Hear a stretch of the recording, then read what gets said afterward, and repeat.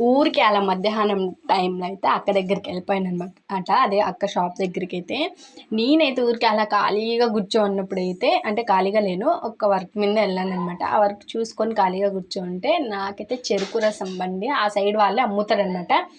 ఆ సైడ్ ఉన్న వాళ్ళ దగ్గర తీసుకుందామని మా అక్క వాళ్ళు ఎప్పుడు వాళ్ళ దగ్గర కొనరు, బట్ కానీ నేనైతే తీసుకొని తాగుతూ ఉంటాను. కానీ ఈసారి కూడా తాగుదాం అనేసి అయితే ట్రై చేద్దామని తీసుకున్నాను, చాలా రోజులు అయిపోయింది అనేసి తీసుకుంటే అదేంటో ఈసారి అంత టేస్ట్ అనిపించట్లేదు. ఎందుకంటే వాళ్ళ ఆంటీ చేపించింది అనమాట, అంకుల్ చేపిస్తే బాగా చేపిస్తాడు, ఇంకా ఆంటీ చేపించింది కాబట్టి నాకైతే ఓకే మీడియంగా అనిపించింది, ఏమి అంతగా నచ్చట్లేదు. నేను కొద్దిగా తాగేసి మొత్తం అయితే పడేసాను.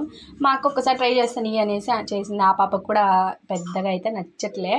ఇంకా సరే అని కొంచెం తాగాను. ఇంకా ఐస్ క్యూబ్స్ అయితే వేయకుండా ఉంటే అసలు ఇంకా కూడా వరస్ట్గా ఉంటుందేమో, బట్ కానీ ఐస్ క్యూబ్స్ వేయడం వల్ల ఆ కూలింగ్ వల్ల కొంచెం అయితే తెలియడం లేదు కాబట్టి కాస్త ఆఫ్ అయితే తాగేసాను.